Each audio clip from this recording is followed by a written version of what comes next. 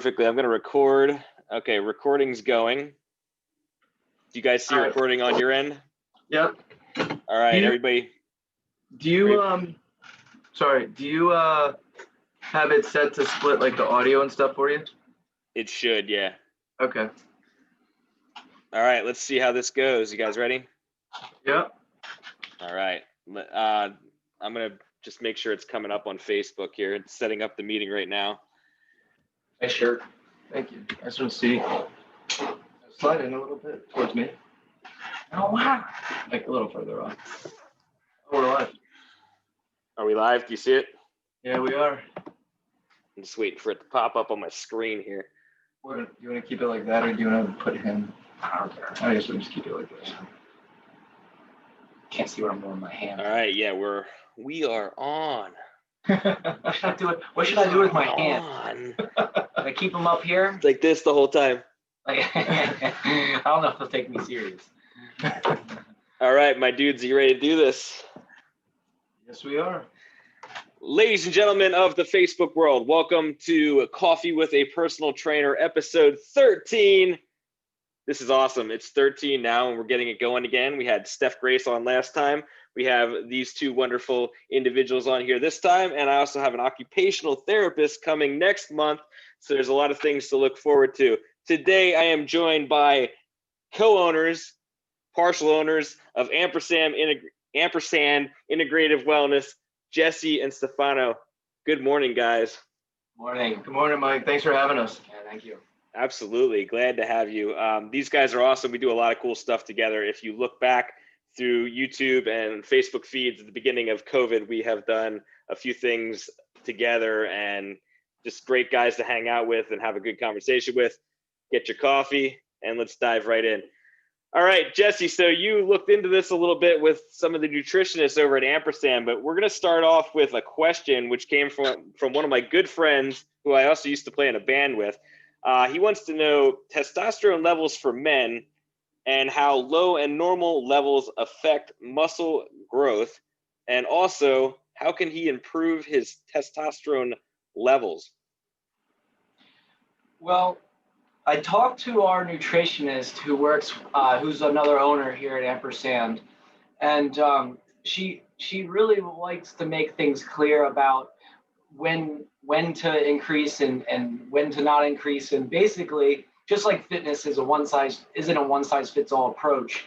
There are herbs and supplements that she can use, or that you can use to help with your testosterone conversion, and then also and boosting production of healthy testosterone. But it's all based on testing and where your body is. Like, just because you're low on testosterone, that might mean other things as well. Maybe it's directly related with your estrogen, and so the only way to really know whether you should raise it and how to raise it is by getting testing done and finding out what is if your testosterone is high or low, and what is causing that to happen. But she was telling me that the things that will help with that is increasing helping with testosterone production, is increasing lean muscle mass, avoiding refined carbs and sugars, keeping alcohol intake low. Insulin resistance lowers testosterone, so things like eating the standard American diet, added sugar sweetened beverages, alcohol, those are all things that will lower your testosterone. Also minimizing exposure to chemical toxins, pesticides, different types of endocrine disruptors that's in plastic is super important to avoid. Trying to choose organic chemical-free foods and natural products, drinking out of steel or glass containers and bottles. And there's a lot of other things that you can do that help with, not letting artificial things go into your body. Yeah, I think that's a really good answer, and I've also done a lot of research. You can find research in both directions, but for men in particular, soy tends to have an estrogenic effect, so that's something you want to be at least careful of the sources that you're consuming. Jesse said plastic. Beyond just your drinking vessels, make sure you're looking at what you're microwaving. So if you are getting those meals that are in plastic containers, at least dump them out of the plastic containers before you eat them. At least you'll minimize your risk factor. And if you're meal prepping and you're using plastic containers, at least let the food semi-cool in the skillets before you move it into the plastic. Additionally, putting on that muscle mass, the best way to do that is lifting weights and dealing with a little bit of a calorie surplus. Having sex, that boosts your testosterone. That's something to keep in mind too. And the quality of your food, as you said, organic, just trying to know where your food's coming from.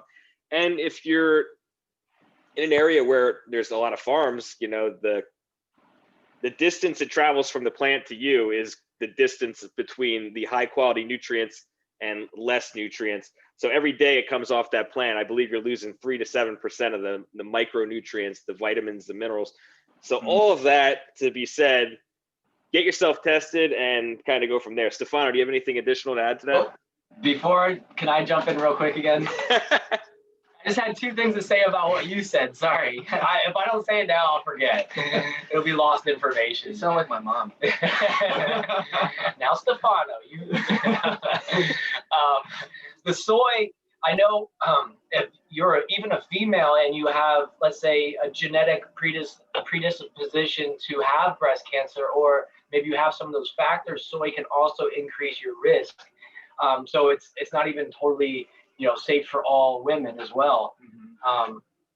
Yeah, and I already forgot the second thing I was going to say. So go ahead, Stefano.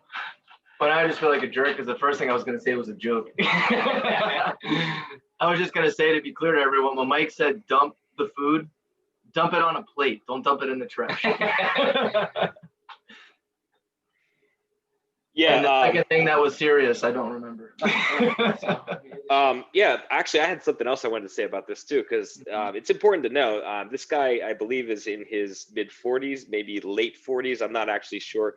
But when you hit about 40 as a man, like your testosterone starts to drastically decrease, and then your estrogen actually starts coming up. Women are actually the opposite. When they hit about 45, their testosterone starts to rise and their estrogen actually comes down. So something to remember there is it's kind of an interesting thing, but there's a lot you can talk about with that. But it's one of those things where you're going to be fighting an uphill battle once you hit 40 in terms of testosterone. So you want to be doing everything you can to optimize. All right. So we got a few questions to answer here. So I also wanted to just talk about some business related things. So I figured we'll split them one question with one promotional type of thing. So you guys opened your business like right before COVID. So it was an interesting type of situation there. So there's a few questions built into this, but I'll just spit them out and then you guys can go from there. So what was eye-opening about opening your business? How did that idea come up? Why did you start your business? And what are you guys planning in the future? Just tell us what's going on over there at Ampersand. I'm going to let Jesse take that one away to start. What was the first part of that question? I was going to say, just repeat that one more time, because there's a couple of things in there I want him to touch on first. So let's just start with what was eye-opening about starting your business and why did you start your business? I'll start with the why first, and then I'll talk about what was eye-opening. The why for me was I learned at a young age. In high school, I painted houses, and that was my first real job, and I did it for a few years, and I worked for someone, obviously, and I just remember trying to grow within that company and grow as a professional, and I've always been about growth, and it wasn't always money driven. It was more, type of pride thing. And I remember my growth being stunted by my employer, not letting me or trusting me to do those things. So in a very short amount of time, and before I even graduated high school, I just opened my own house painting business and started doing it myself.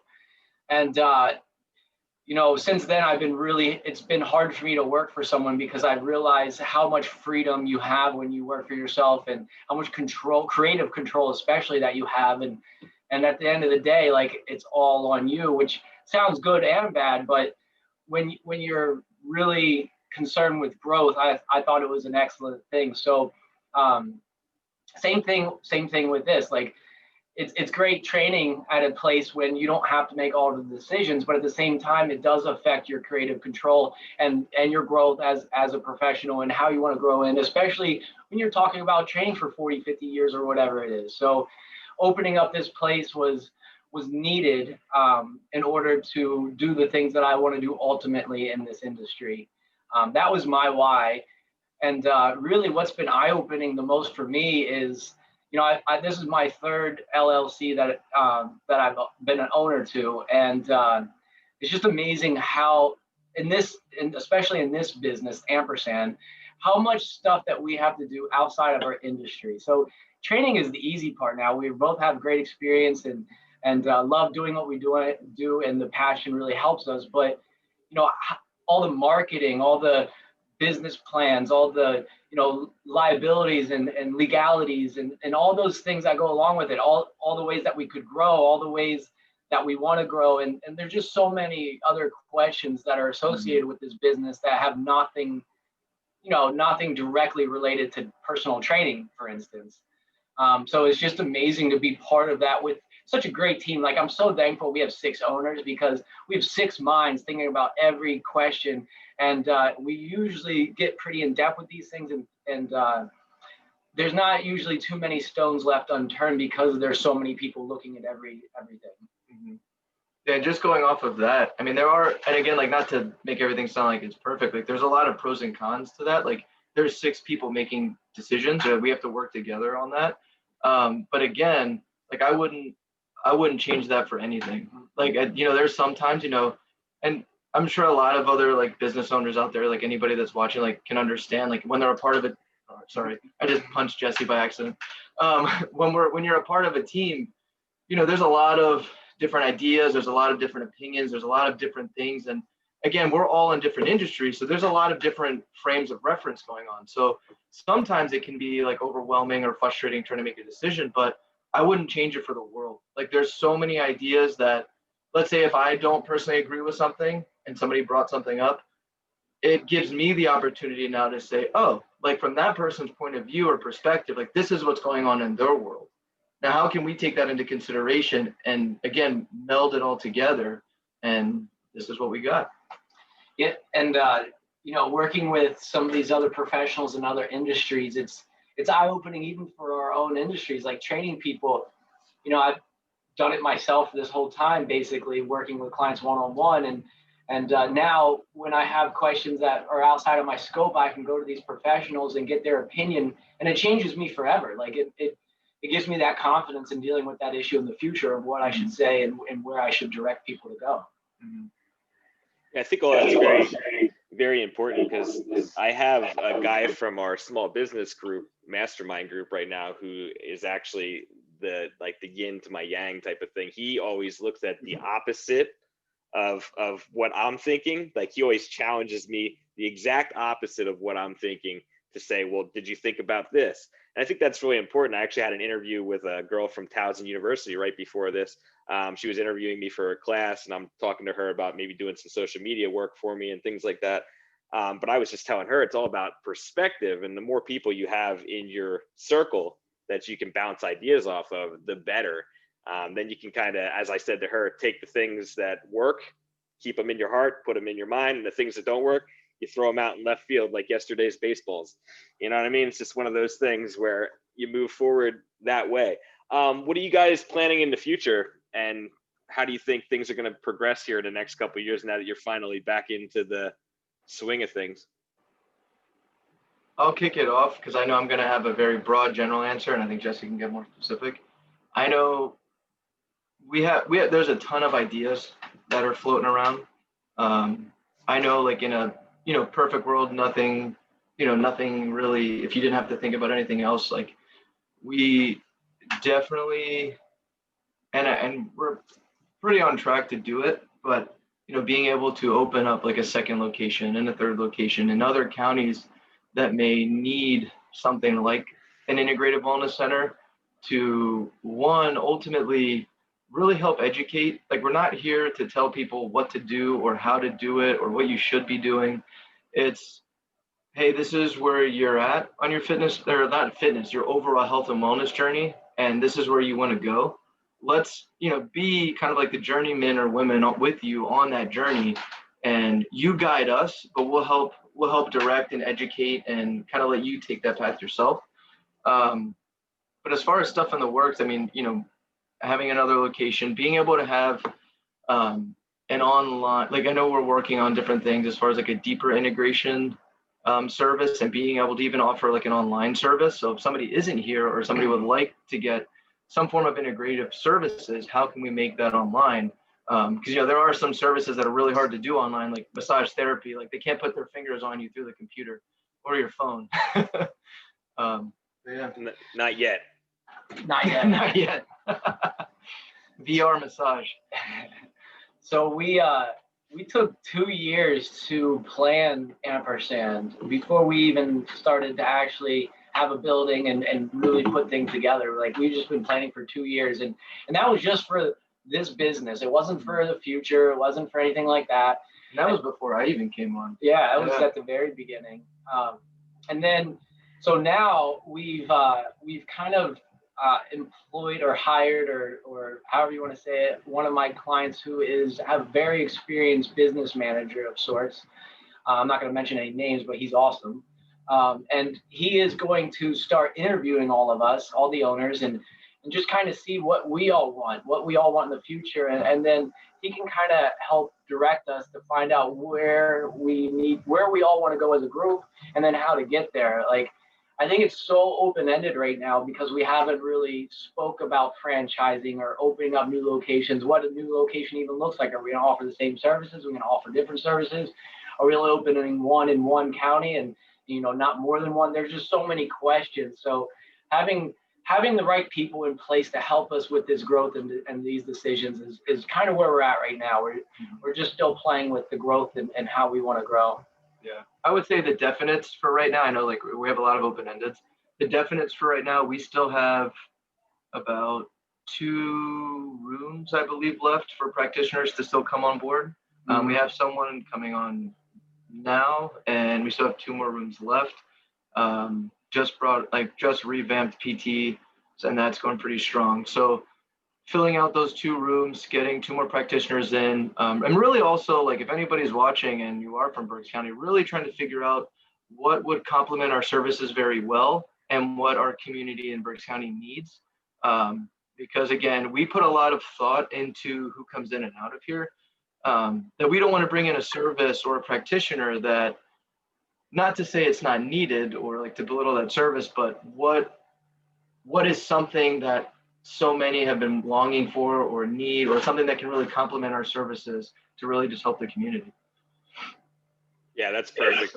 And you guys definitely do a good job with the holistic approach of mind, body, spirit. And I think that's what separates you guys and even my business. But it's like, we're all about, perpetual improvement of everything, not just fitness. And that's the big thing we got to get clear on here today, is like the 3 people that you're seeing on your screen are the people that are trying to take care of your entire self, your entire life. We're not just worried about you being able to curl 50 pounds or bench press 300 pounds. We literally want you to succeed and exceed your own expectations of your life and what's possible. Let's get back into a couple more questions here. Mike, I wanted to throw one in there, not to throw a monkey wrench in here. So I did get a question online, and it popped into my head as soon as you said you hopped off that interview from Townsend, like with another student. I did get a question: what's it like to have interns? And I know we share one of the interns. We have another one here, but I wanted to ask you that as far as starting that off. So the question was, what's it like to have interns? So it's an interesting thing. It's as much or as little work as you want it to be, but it's also one of those things where it's like, me as the professional, my goal is to expose them to as many things as possible. So the intern that we share, I really don't have a whole lot for her to do on a daily basis. So I was trying to show her my side of things, and then I set her up with Jesse and Stefano, and they're showing her their side of things. And the cool thing about internships is, they can lead to opportunities, they can lead to networking possibilities, they can lead to connections, because now you're exposing yourself to their network as well. So I've had a few over the years, and, I'm never closing that door. Sometimes I don't have enough time to devote to them, which is why I really made it a point to set them up with other professionals in the area as well. That way together we can all, nurture them and help them learn everything that they want to. So yeah, if you're listening to this, you have any interest in that stuff, reach out to us. Yeah, I feel like our interns that we have are very lucky in the fact that 9 out of 10 trainers don't train full time. They're working with full-time trainers and past that, not in the typical atmosphere that you normally see. So I think having this experience is unique for these interns because they're not getting the basics of what training life is typically like. But at the same time, I've also wished that they would get that experience as well, so they could see the other side of that coin. But yeah, I think that's a huge advantage.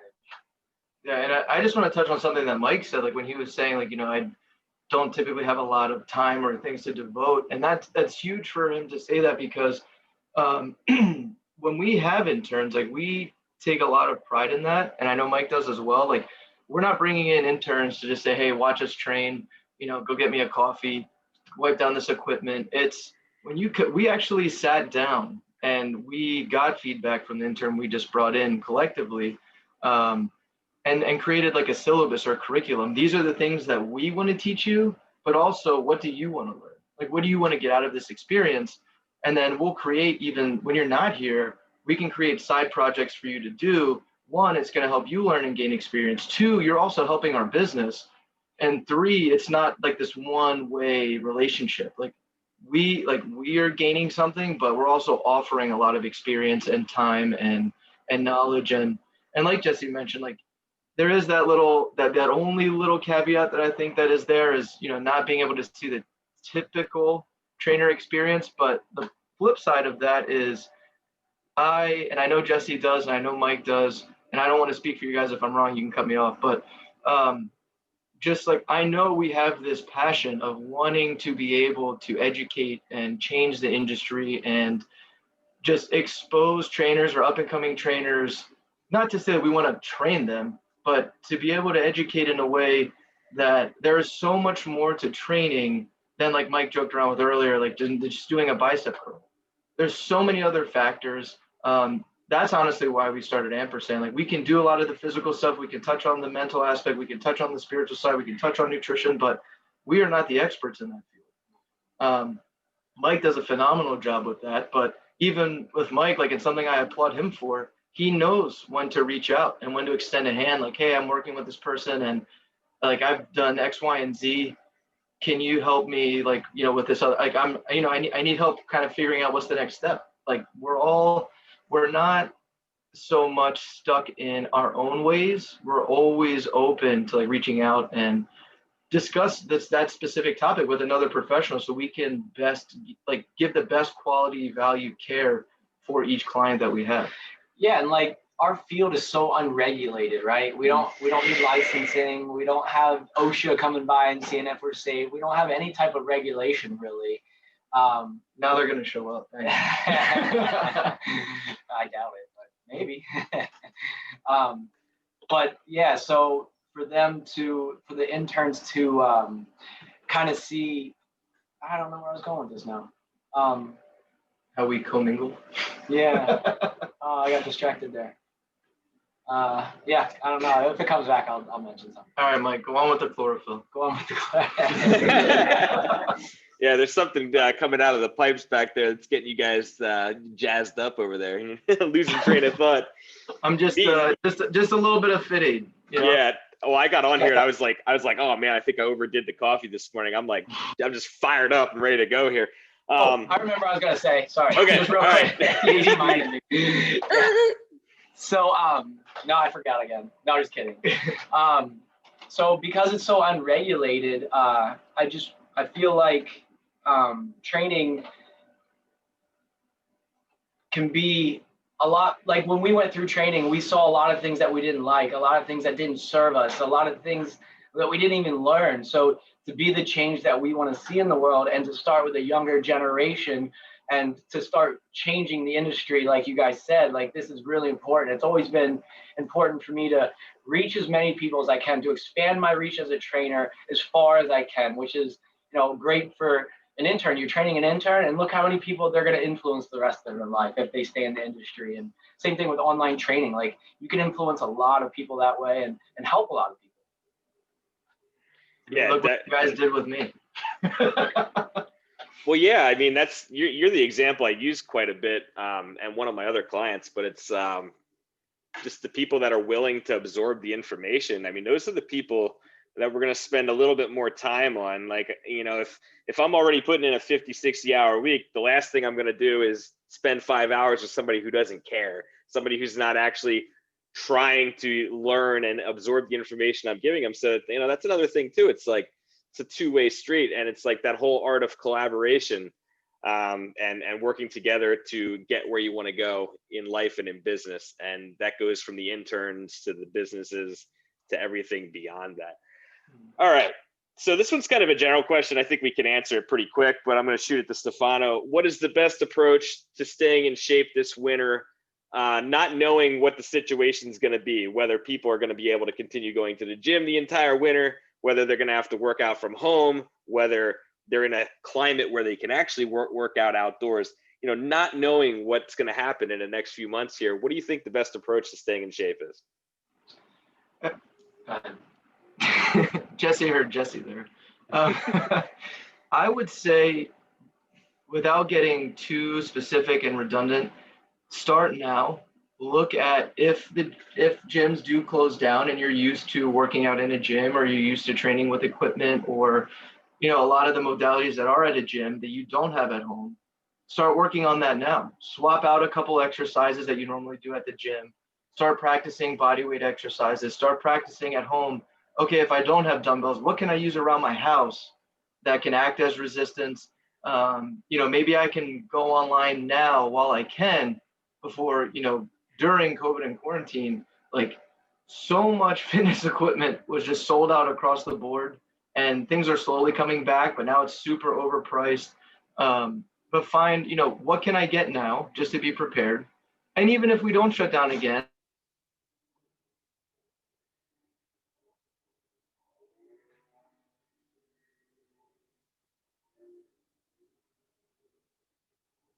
and you have the equipment, you're always prepared if you now. And if you do have any questions or what to do, honestly, like you can go on YouTube and say, like, body weight exercises for X, Y, or Z, or you're more than welcome to reach out to one of us, and we're more than willing to help you. But get prepared now. Look up different forms of exercises to swap out for what you normally do at the gym, and you can build off the current routine that you have. And I know Mike preaches this a lot, and I do too. Just think of consistency. There's so many people I know, and sometimes myself included, when the weather gets really cold and you can't go outside and it gets really dark all day long, sometimes the last thing you have is motivation to work out. Just remember to be consistent. And even if you don't get your typical 5-6 days a week in, just remember to do something. If it's 1 day a week, 2 days a week, 3 days a week, wherever you're at, meet yourself there and then build off of that. Don't beat yourself up because you can't do 6-7 days a week of training or high intensity training every single day, which I don't recommend anyway. But meet yourself where you're at and start preparing now. Yeah, I think Stefano hit the nail on the head. Have a plan B. Like if you have a routine that you do now, start thinking about exercises, that the same exercises you're doing that you like, that you want to do, thinking of ways that you can do that without the equipment. I always use, well, before I talk about that, when we moved into this space where we're at, we knew space was limited, but we also both knew that we didn't need a lot of equipment to do what we like to do, because my favorite example is a gymnast. Gymnasts are the epitome of fitness. They're strong, they're stable, they're mobile, they're basically everything you'd want to be. And they don't lift weights. They lift their body weight in different ways. Now they're able to lift all their body weights with small muscle groups, which you and I, we'll probably never be able to do or want to do. But that doesn't mean that you can't use those exercises in a modified way to start building muscle and achieving your fitness goals. Yeah, absolutely. That actually leads to another point, because I've been getting a lot of questions from clients and other business owners. Just they think that things are going to happen again and we're going to end up getting shut down. The numbers are skyrocketing again. I think it's mostly because of more testing, but the virus is still a very viable thing. What will formal fitness training and Ampersand do to prepare for another shutdown? And what did we learn from the last time? I'll just kick it off by saying I learned from the last time that my business has changed forever. I realized how much time I was wasting going between different gyms and too many houses and things like that. I was driving 14 hours a week, and then like my workouts were taking 2 hours because I was talking to people. And so, I was literally spending 20 hours a week that I got back since, I switched to mostly virtual. You guys have your own facility, so you just drive there. And once you're there, you can stay the entire day. So you don't have to deal with that. But that's what I learned. I learned that for me, my clients are getting actual better results because there's no distractions when I'm working one-on-one with them. You guys have your own space, so there's no distractions. So for me, my business has changed forever. I'm ready. I'm willing to help anybody who's out there floundering that doesn't have a gym to go to. And I have groups available for people that don't have, the budget to work with me one-on-one and things like that. So I do have a lot of options available. And just this $20 book can make a big change for people. But what are you guys doing to prepare, or are you completely prepared? I think the biggest thing that we're doing that we talked about earlier is, and we can go into more detail, is building an online training platform. We have a great idea of what we want to do, but it's the implementation of doing it that's going to take some time. So we want to have quality training online that people can access at different tiers to meet their needs. And I think a lot of our clients like Stefano and I know you, Mike, as well, because I've seen you train, like us for our passion, but how in depth we get with these things, and that type of quality is needed. Like when I see fitness programming on, I'm not going to name drop anybody, but some of the larger companies, like it's a generalized workout made for the masses. It's not specifically for you. So to come up with I guess just a higher quality, more tailored approach to online training for people is kind of where we're headed. Not to say that we're not going to do in-person training anymore, but we want to tap into both markets. And again, like we said earlier, we want to extend our reach as trainers as far as we can. And the online training is limitless. You can grow that as much as you can. There's no limit to that.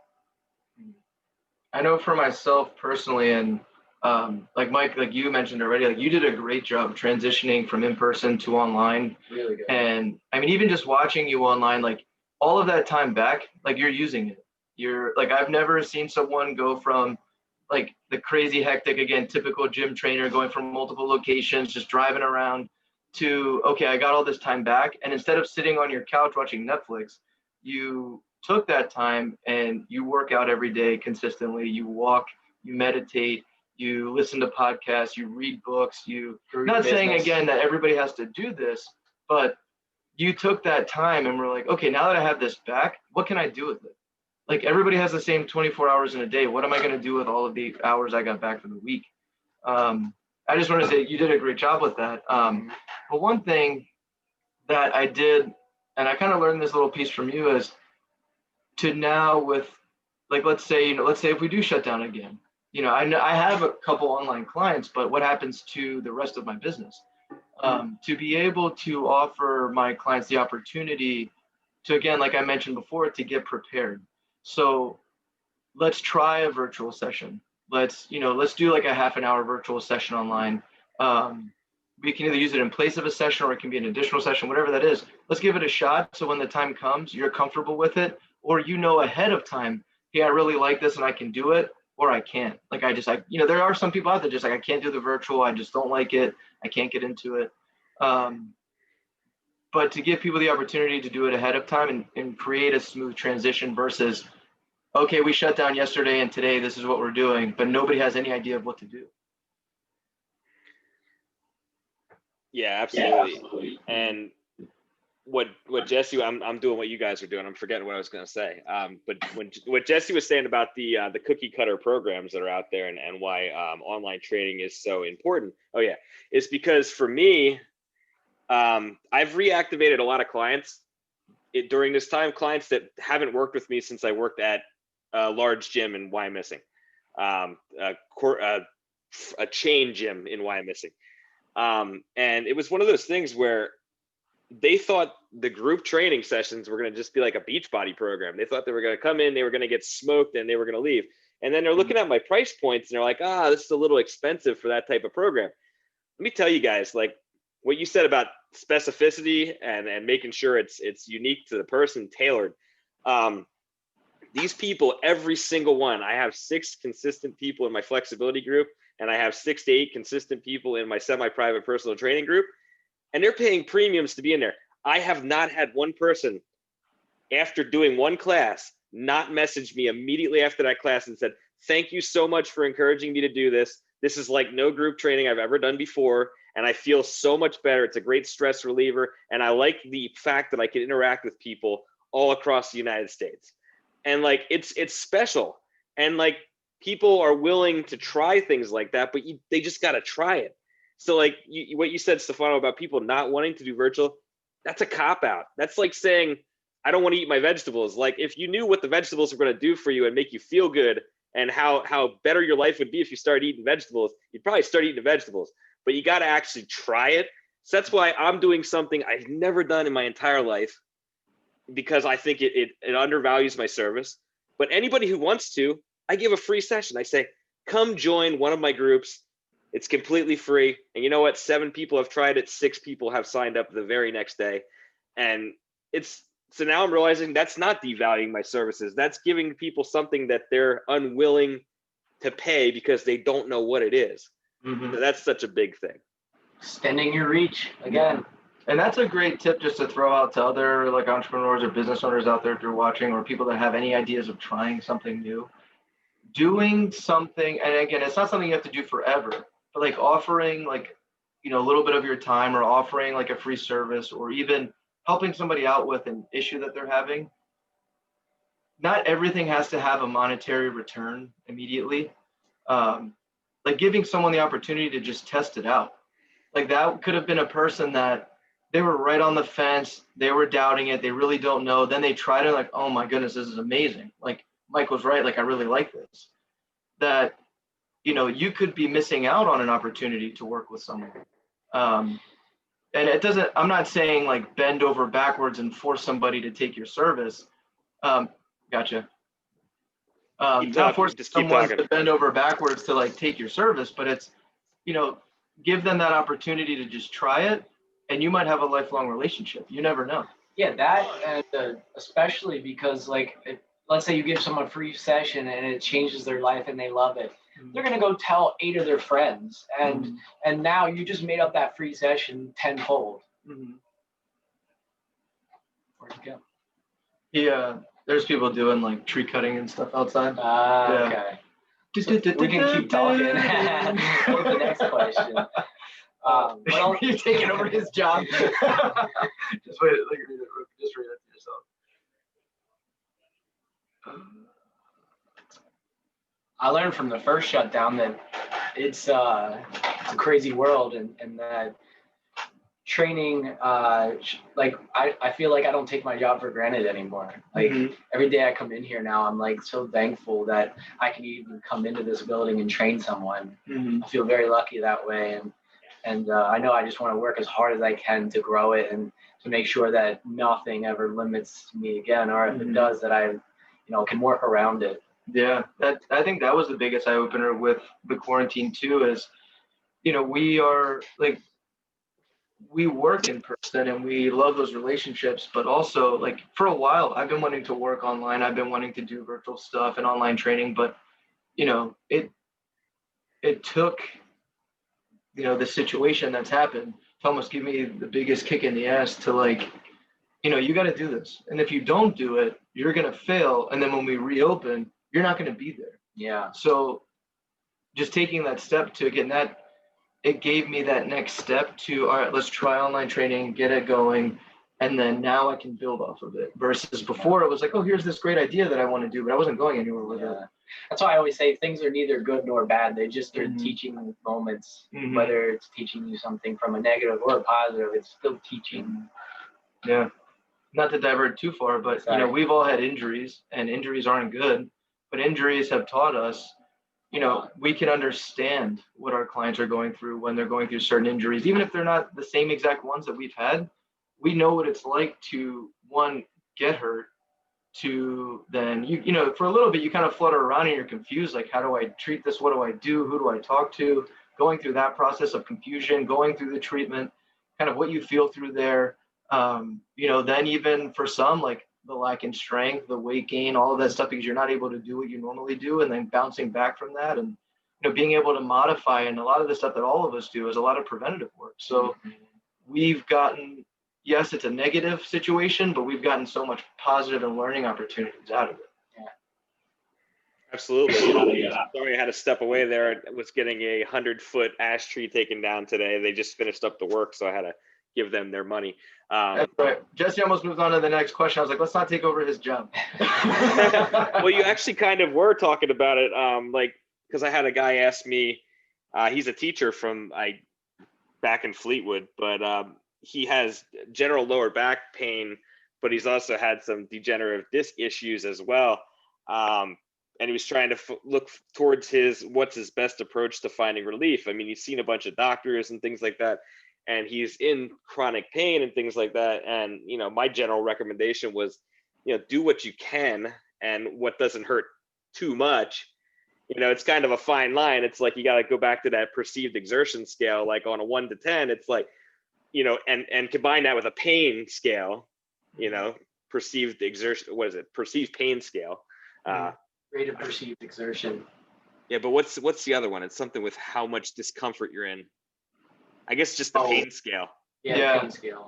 I always remember, like, from the hospital with the smiley faces. The frown face. Yeah. So it's like, stay in that 3 to 5, maybe touch 6, whatever, but like, don't go 7, 8, 9, 10.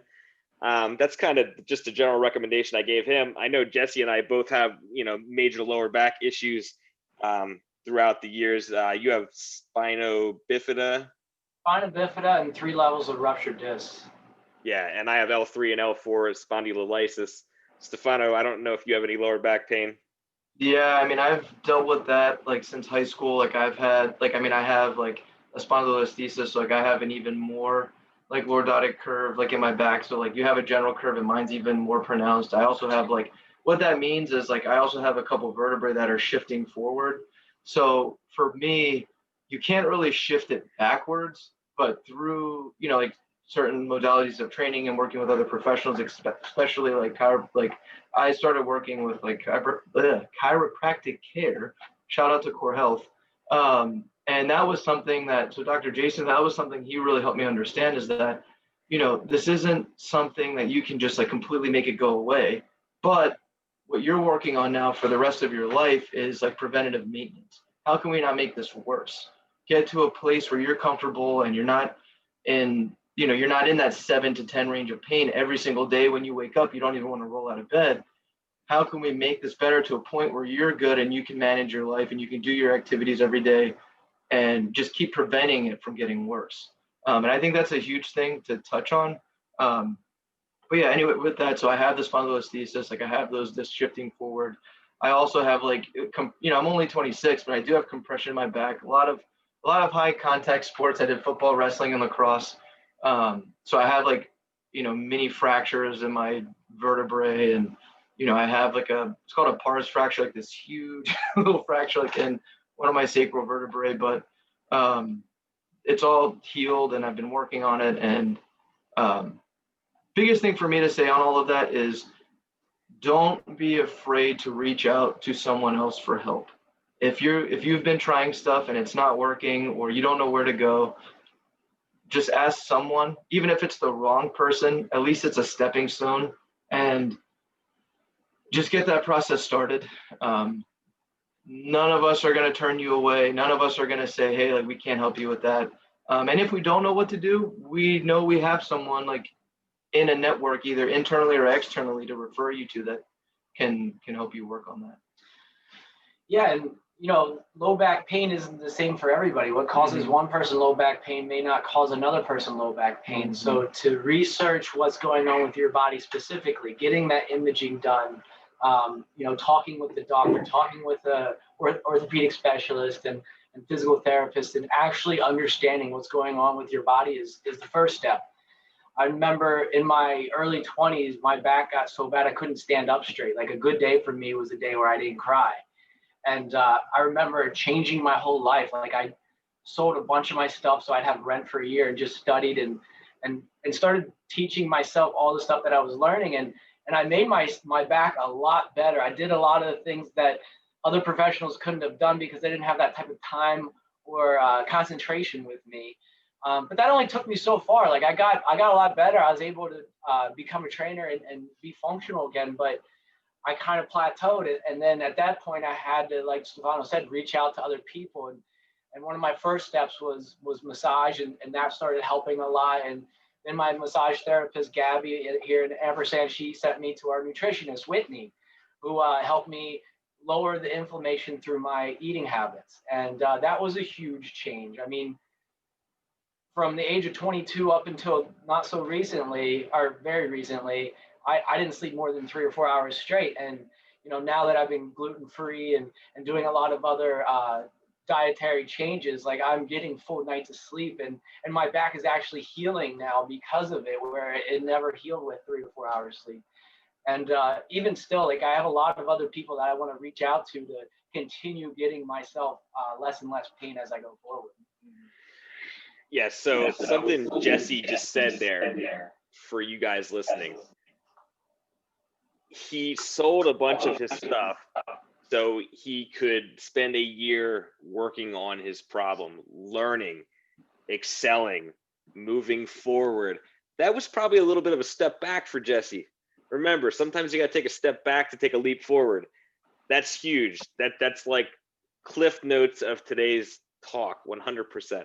All right, so we're almost up to the end here. We got about 8 minutes left. We don't want to take it more than an hour, but I'm going to do something different here. I just thought of this while we were doing it, but something that would be cool to do with every one of my guests. So I want you to give 30 seconds your number one tip for someone to improve their life, their fitness, anything. But what is the 30 seconds of the most impactful thing that you can say to somebody? I'm going to let you guys think about it, and I'm going to give mine first.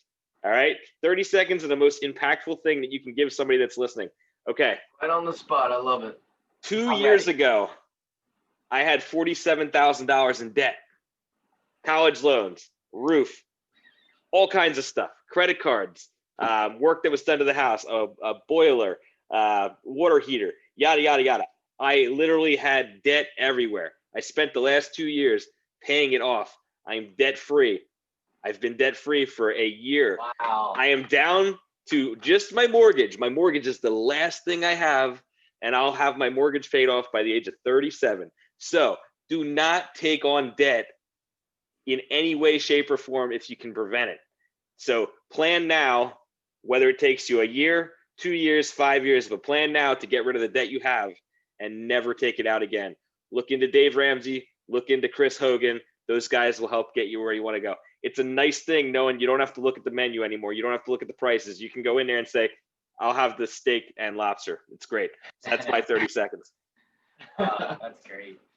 I guess my 30 seconds would be what started all this was meditation, and just sitting with yourself and your questions and actually giving it time and space to grow and to ask yourself, hey, what is important to me? What are some things that I can do to work on that? Because if they're just thoughts in your head and you're going about your life normally, you're never going to dive deep into this. You've got to give it the time and space that it deserves and that it requires. And meditation is a great way to be honest with yourself. There's no one else listening. You're not talking to anyone. Ego doesn't get typically involved as much. So my 30 seconds is about meditation and self-exploration. Mine kind of is a little segue off of Jesse's. Building off of meditation, my biggest thing to say, and this is something I'm actually currently working on now, and it's been life-changing, is so meditation is a form of, again, for me, is like to be able to ground yourself. So there's a lot of times in my life growing up, there's been a lot of different things going on, either whether it's family, whether it's life, whether it's school, business, where I just feel like I'm up here, like floating. Like I never feel like I have my feet on the ground. I don't feel like, sometimes I don't feel like I have control of what's going on. But being able to take that time, whether it is to meditate, take some time to work out on my own, just work on myself, sit down, write in a journal, do anything where you can take time with yourself and really just think about what is going on in my life. How many things am I doing because somebody told me to do it, or like the perception of me doing something?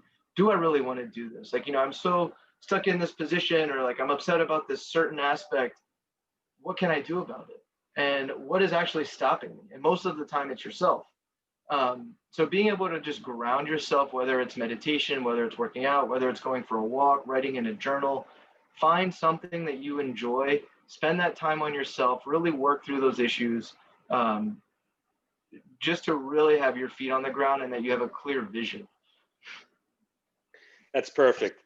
So in closing, do you guys have any holiday specials coming up? And also, where can they find you guys? What's your social media tags? Where's Ampersand located? Give us all that good stuff. Ampersand is 7 Bristol Court, Reading, or is it why I'm missing? Reading, why I'm missing. Yeah, if you use it in GPS, it comes up the same. But we're close to Tino's, and we're close to Walmart, and right on State Hill. You can't get here from State Hill. You got to come around the back entrance through Bristol Court. But yeah, we're pretty centrally located. Yep. And then as far as social media goes, Instagram for Ampersand is Ampersand Well. And then on Facebook, you can just look up Ampersand Integrative Wellness. Website is ampersandintegrative.com. Myself personally on Instagram is Sarge Personal Training. Jesse's not on Instagram yet. We're working on it. And again, on Facebook, if you look up our names, Stefano Sarge and Jesse Hershey, we're there. Yeah, these guys got my vote of confidence. I've been working with these guys for the last 6 to 8 years, I would say. They're really good friends of mine. We like to hang out and sing karaoke and do things like that every now and then as well. Have a beer or a cider in Jesse's case. We just get together and have a good time. They get my stamp of approval. www.formalfitnesstraining.com, @formalfitnesstraining on Instagram, facebook.com/formalfitnesstraining. Amazon, Perpetual Improvement, my first book. I'm very proud of that. It can definitely help you out. But yeah, it was a great time getting on here with you guys. Much love for you guys, and I look forward to our next encounter. Thank you so much, Mike. We really appreciate you doing this and getting us more exposure. And we love that you're all about collaboration, not competition. So thank you again so much. I couldn't have said it any better myself. Absolutely. All right. I'll talk to you guys soon. Love you, man. See you, Mike. Bye.